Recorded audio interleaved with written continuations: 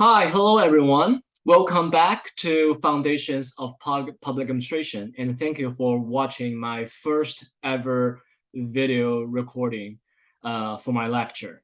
So in our class today, we are going to understand organizational theories in public administration. Um, we'll go over two parts. In this video, we're going to go over some major organizational theories in public administration and how I and other scholars understand these theories. I highlight the theories part because there is no such theory called organizational theory. Organizational theory is a collection of theories that explain the organization from different perspectives. So there are definitely more than one theory, and a number of theories are actually still growing. Well, I don't really know whether it's a good thing or a bad thing when there's so many different kind of theories of trying to understand the organization. And then secondly, on the discussion board, we will have a discussion on the case study of the Department of Homeland Security. And then we will use the case study to explore how organizational theories can help us to understand organizational issues and whether it is able and whether we are able to provide actionable suggestions from the perspective of organizational theory. Let's get started. So a theory needs a general goal, and that is a very important function of the theory, which is to explain something and make some prediction. For example, economic theories set economic efficiency or the optimum use of limited resources as a goal. So every theory is trying to explain how the market behavior will help to achieve the goal, or what kind of market failure will make the whole society be deviated from this kind of goal. Organizational theory also focus on how the change of organization may influence the goal achievement of the organization. The question is, what is the goal of one organization? In different organizational contexts, organizational theories may have different goals, actually. In the context of public administration or public organizations, Herbert Simon, who is one of the most iconic person in the field of administration, suggests that the goal of the construction and operation of public organization is to work efficiently. This argument implies that in Herbert Simon's era, in this theory building, organizational theories in public organization is actually value-free. So here, the scholar assumed that every organization's goal is to get things done in an efficient way instead of setting up their own agenda.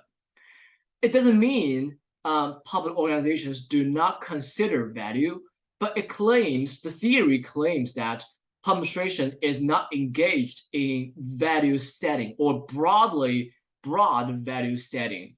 The value can be set by political actors who holds the administration accountable, including legislature, elected officials, interest groups, and so on. So there are different stakeholders that set agenda for administration. Now, most scholars consider efficiency as just one of the important value for organizations, for public organizations. But actually, this is definitely not the only one. Other values such as social justice, social equity, transparency, and effectiveness should also be considered by organizational theories. But such kind of agenda setting is in reality, in practice, is determined by major stakeholders. The role of value setting for administrators are relatively smaller than others. To facilitate our discussion, let's summarize all these goals as organizational outcomes, and their priorities will be changed under different kind of political contexts. Okay, so there are a variety of theoretical approaches to understand how organization can achieve the best outcome, and you will see that organizational factors play very important role in achieve these outcomes. But before we get into those factors, let's think about that. Let's brainstorm for a moment. What factors influence the efficiency of a public agency if that's our goal, and how? You can pause here and think about that. Okay, there are at least two families of factors that will influence the efficiency of a public or a nonprofit organization or any kind of organization. The first family of factors is the factor of the organization itself. How is the organization designed? Which is the structure of the organization. When we think about the structure of the organization, we don't actually think about the people in the organization. We know they're going to be a executive director at the top of the agency. We know we're going to hire like 50 street-level bureaucrats. We know they're going to be 20 managers. That's a structure. And using the structure, we can see how these major roles and major positions are connected to each other. However, we don't actually need to think about who will be the manager, who will be the street-level bureaucrats, who will be the CEO, right? So that is structure part. We consider the structure without thinking about who is the one that takes the job. That's the fascinating part of the structure, because if you design a structure of one organization in a certain way, this organization will actually operate in the way that you want, no matter who you are hiring. Or who you hire is actually another or minimum force that will influence the general direction to which the organization will go. But another factor is individuals, because even though we have the structure and we hope that people will do whatever that we want them to do, but they are not simply gears in a machine. Everyone have their free will, and they might act based on what kind of incentive that we provide them. They might also behave according to the regulations and the bylaws and all that kind of stuff. But there's no way for us to regulate every detail of their behavior and decision making. So some part of them are out of control. So we need to understand how do individuals make decisions and behave in the organization so that we can establish a better system to complement the structure so that we can run the organization as a whole. Today, we're going to start with the structure, and in following weeks, we're going to look at individual factors in the organization. Okay, so designing structure is not enough, but that's always essential. So what is organizational structure? Why structure matters? People define organizational structure as a system that is designed to minimize or at least regulate the influence of individual variations on the organization. And that is why when we think about structure, we don't think about who will be the person who going to take the job and whether we want to hire what kind of person we are hiring, right? So we assume that if we have a effective human resource recruitment process, then we're going to hire someone that we want to hire, which fits the job that is designed by the structure. So it not only defines how the organization is going to look like, it is also a setting in which power is exercised and how decisions are made and organization activities are carried out. So here you might think about organizational structure as a modern idea, but actually it is not. Let's look at one example. So this picture is a feudal society in medieval Europe. It's actually a patriarchal system. It's a system of a society or government in which the father or the oldest male is the head of the family, and descent is traced through the male line. So this is a horrible design, but we still get something from that. When you look at this picture, so this is a structure, right? You can see layers, you can see hierarchy here, and you can also see, people on different level on this picture. this is also we can also see a pyramid shaped, right? It's a pyramid shaped structure.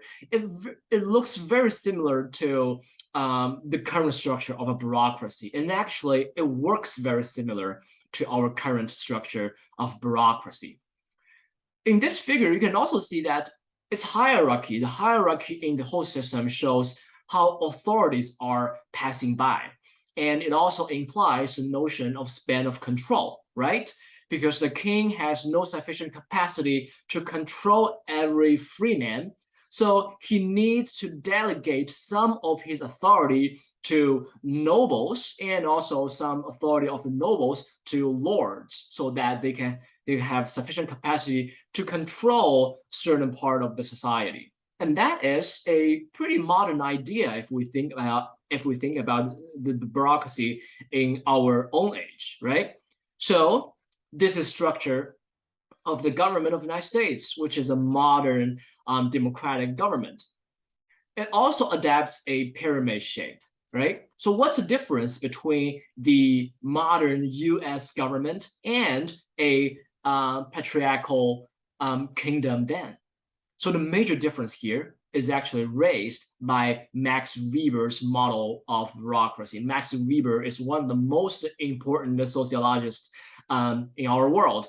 And in his theory of bureaucracy, he argues that bureaucracy is one of the most important foundation of a modern, rational, and capitalist society. Let's explore how. So the word bureaucratic or bureaucracy is somehow demonized. When we think about bureaucracy, when we think about bureaucratic, it's always a bad word, and we always associate bureaucracy with layers and layers and red tapes, right? It is actually frequently used to describe organizational practice with a large amount of layers and red tapes. However, when Max Weber raised the bureaucratic model or the model of bureaucracy is actually a neutral word. It doesn't mean it's bad, doesn't mean it's good, it's just a term. So suggested by Max Weber, it is an ideal model of organization that can be stable enough to achieve its goal. So the model of bureaucracy is not related to how the control is spanned and how the structure should build, whether everybody should have a pyramid shape of structure. It is about authority. In Max Weber's theory of bureaucracy, he sought for an ideal model for organizations based on how people accept authorities and become obedient and even loyal to other people, right? And that's the basic of control. If you need to have some way that you can ask someone to do something for you. It's a group of people. You have a leader, and you need to show some kind of authority. And people who accept authority should also have the same understanding that I need to do something that she tells me to do, and that's how people work together, right? So Max Weber first identified traditional authority, where the authority depends on the loyalty of individuals to someone who is determined traditionally as the chief. For example, in a traditional sense, parents usually hold authority over their kids until kids realize that parents are no longer superior, right? And meanwhile, such authority can also be observed from the interaction between different levels of social classes. For example, the relationship between the king and his knights, right? So authority is quite natural, and it's traditionally admitted by individuals. And that is how the pre-modern society is organized. Another type of authority is called charismatic authority. Literally, charismatic authority comes from an individual's charisma. For example, I'm willing to do whatever Barack Obama asked me to do because I admire him, right? I think he's charming, inspiring, and full of care for the people and social value. So in this case, the source of authority comes from my personal admiration of one person. But me and Barack Obama has no traditional relationship that defines his authority over me. He's not my dad. He's not my boss. He's not. We just don't have such kind of traditional relationship that relates to the past and acceptance of authority. So it's different from the tradition. It's just my own idea that I'm gonna hear from him and I'm gonna do whatever he asks me to do. Since everyone has different understanding on other people, so such kind of authority, charismatic authority, is very subjective and unstable, right? Donald Trump may have some authority over others, but not on us, right? Barack Obama may have some authority over us, but not on others. That is not what we're looking for. It's not stable. What if there's no Barack Obama? What if there's always Donald Trump, right? So sometimes it can be the charismatic authority. Sometimes can be very strong and blind people's own judgment and decision making. For example, some followers of Adolf Hitler did admire his personality. They think this is a great man.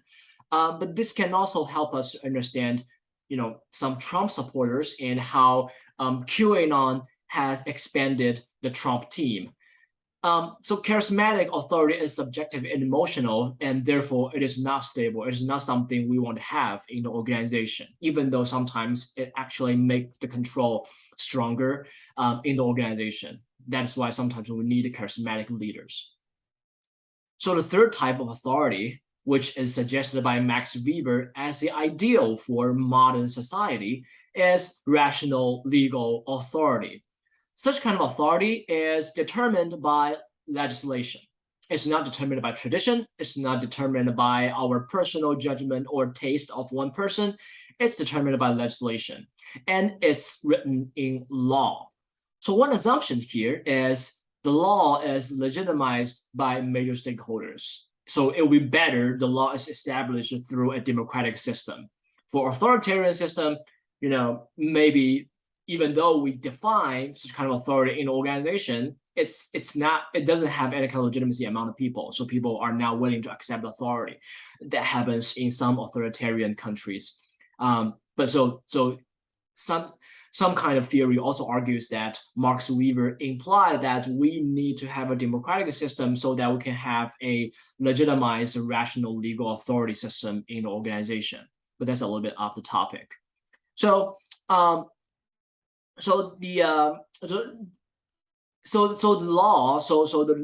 legal authority can be written in the bylaw of the organization, or it can be written in constitution if we consider the whole nation as a large, big organization, or the US government as an organization.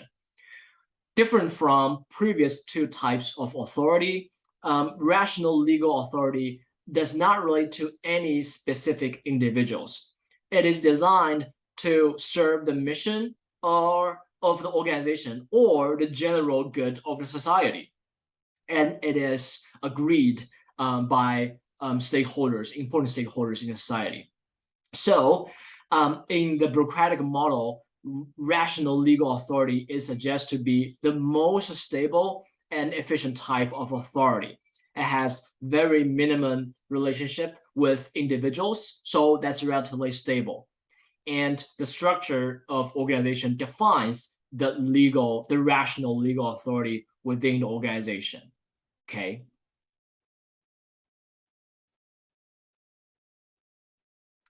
But the structure approach goes beyond authority in modern development of the theory. So if we consider the arrangement of authority is designing the chain of control, we also need to determine what to control and how to optimize the control. So structural approach holds several important principles. First of all, a good organizational structure should have narrow and defined specialization of each position. From a macro perspective, this principle helps to understand how labors and the responsibilities of one organization is divided. Are there anything missing? Are there anything missed by the designer? Or are there any kind of overlaps that create conflicts and overlaps of the waste of resources, right?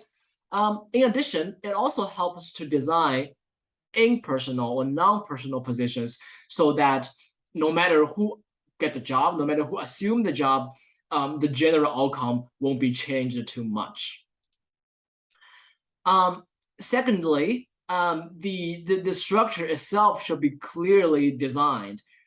It matters to how each department should communicate and work with each other and how accountability in the organization is designed.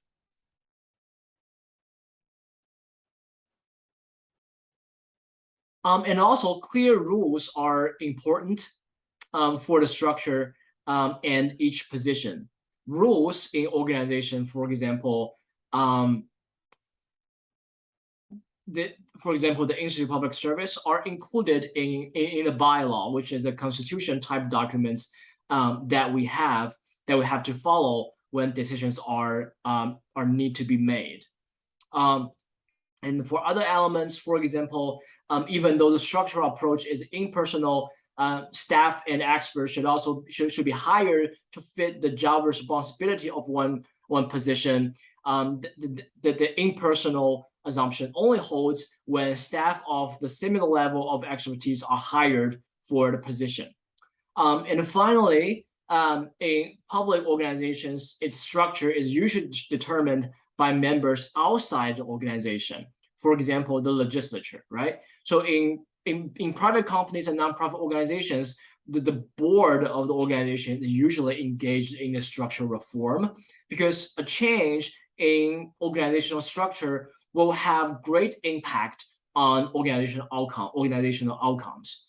But for public agencies, such decision is usually made by legislatures, and such decision is an example of how politics influence public administration.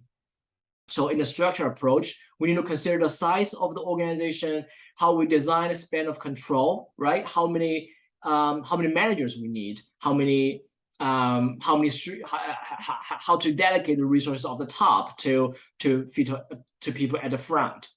And also, what kind of structure we need? Do we need a very relatively flat hierarchy, which is how you have one head and people and the multiple departments on the same level, or we need a pyramid structure, which actually relates to the span of control, which means how many people you can manage for a manager. And finally, the structural approach also consider the so-called administrative intensity, which is the number of administrative personnel divided by the number of production workers. So in an organization, we have service providers and we also have administrative team, right? Such as in Seattle University, we, like professors, we are production workers. We teach, we do the major job that achieve the mission, that help the organization to achieve its mission. But we do have supportive teams, right? We have the manager, directors, we have staff members, that help us to deal with all other kind of stuff, like fiscal stuff, and funding, all that kind of stuff. How many people, how large the administrative team should be, that is the major notion of administrative intensity. So these are all important questions that you need to answer when designing the structure of one organization. Okay, so that's the end of the lecture. And in the following of time, what you're going to do is to go to Canvas and get the case study of the Department of Homeland Security, and then we have an online discussion on several questions related to the reorganization or restructure of the Department of Homeland Security. This is one of the most dramatic organizational change in the government of the United States, and that it's very influential, and people are now reflecting and rethinking about whether the restructuring actually changed how the government protect land and serve people. Okay, I'll see you all on Canvas discussion board.